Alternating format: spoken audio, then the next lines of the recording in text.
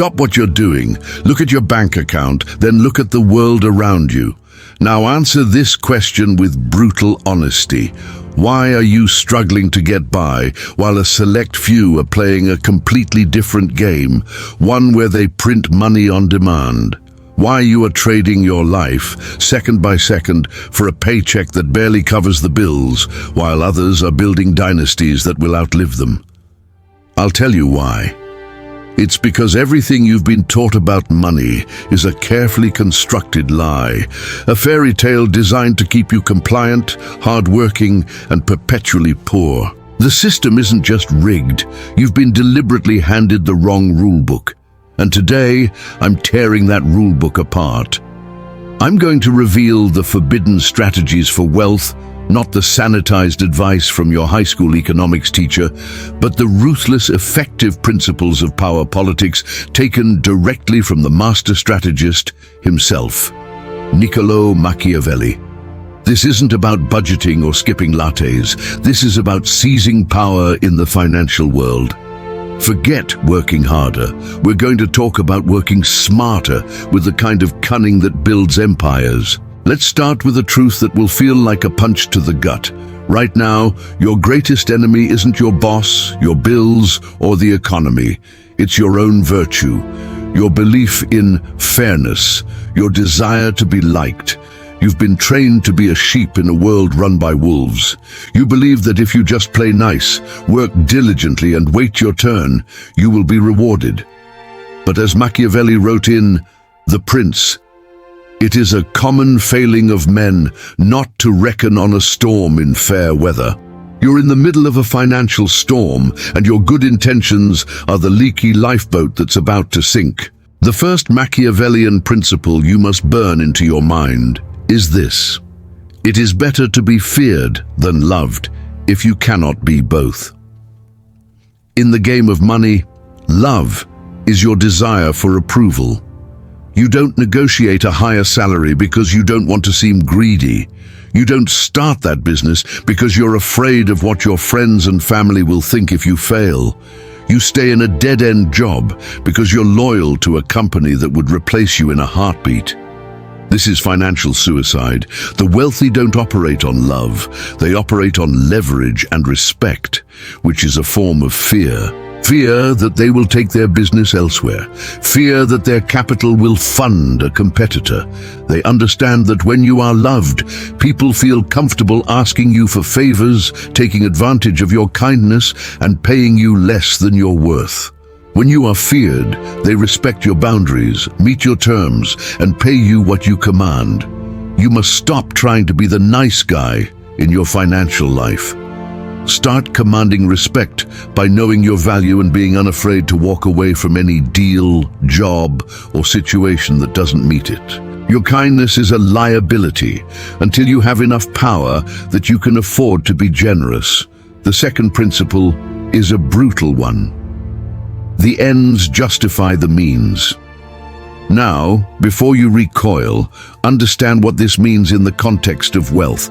Society has sold you a single virtuous path to success. Go to school, get a good job, climb the ladder slowly. This is the means they have approved for you. But what is the end? For most, it's a meager retirement and a life of quiet desperation. The wealthy understand that there are multiple paths to the end goal of financial freedom. Some are unconventional. Some are criticized by the masses. They don't ask for permission.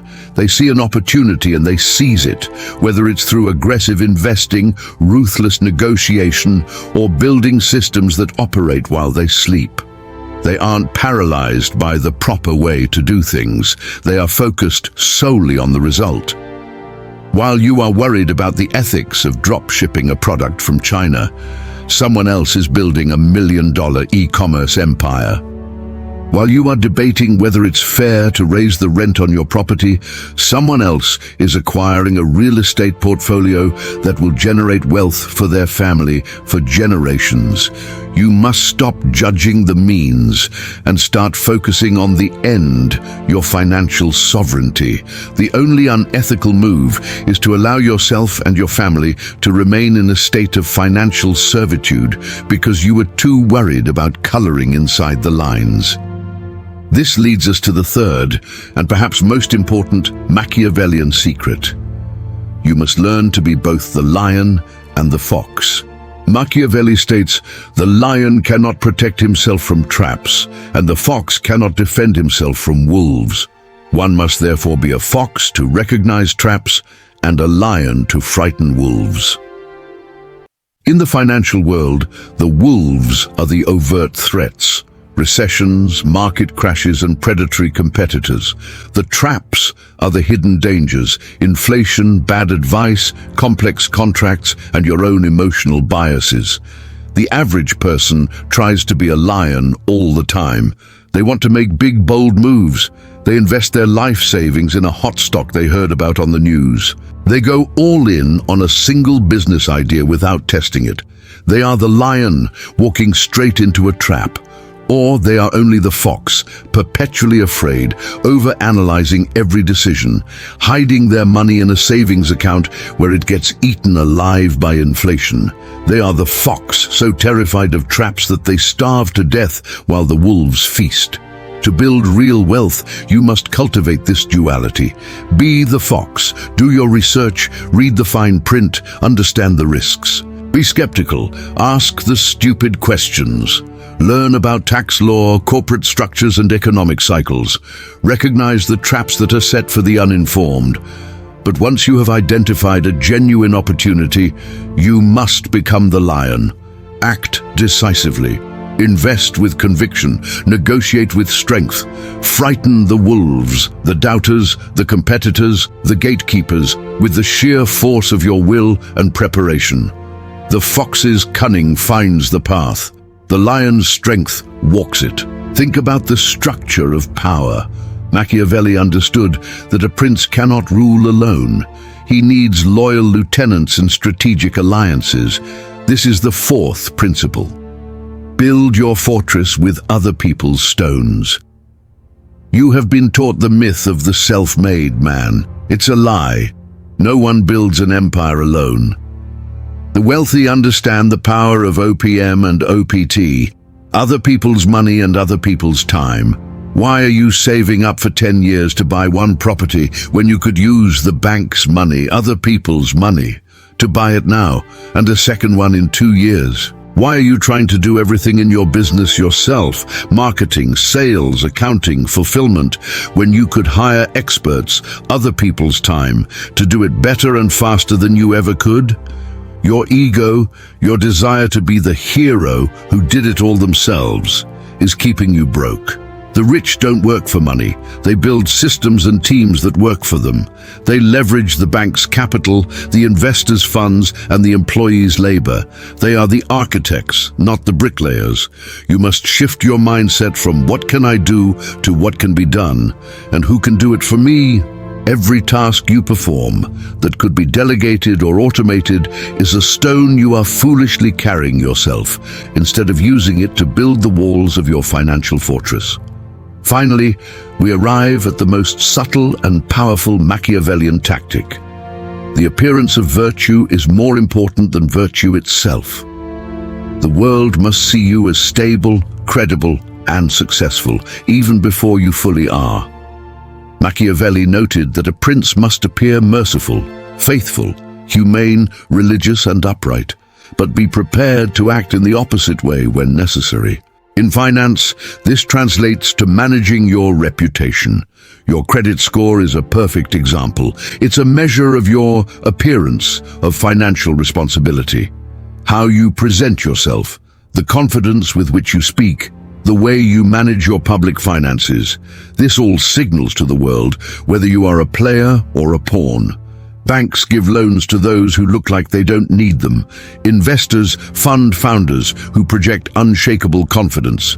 Opportunities flow to those who appear to be magnets for success. This isn't about being fake, it's about strategic presentation. Dress for the job you want, not the one you have. Speak about your financial goals as if they are inevitable. Build a reputation for reliability and competence. Curate the image of a winner, and you will find that the world conspires to make that image a reality. The perception of power attracts real power, so let's bring this all together. You've been playing checkers while they've been playing a grand game of chess, using rules you never knew existed. You've been loving when you should be feared. You've been following the rules when you should be focused on the outcome. You've been a lion when you should have been a fox, and a fox when you should have been a lion. You've been building with your own two hands when you should have been commanding an army of builders, and you've been keeping it real when you should have been crafting an image of inevitable success. This isn't just theory. This is the operating system of the wealthy. These are the invisible principles that govern the flow of money and power in the world. And now you see them. You can't unsee them. The path forward is to stop being a pawn. Stop trading your life for survival. Start thinking like a strategist, like a prince plotting his rise to power. Every financial decision you make from this day forward is a move on the chessboard. Is it a move that makes you loved, or a move that makes you respected? Is it a move that follows the rules, or a move that gets the result? Is it the move of a lion, or the move of a fox? Are you building alone, or are you building an empire? The game is far from over. In fact, for you, it's just beginning. And as you continue down this path, learning and applying these strategies, you'll find that the world starts to look very different. The levers of power become visible. The architecture of wealth becomes clear. And if this is the kind of thinking you want to explore further, the kind of strategic knowledge you want to master, then make sure you're in the right place for the next lesson. You know what to do.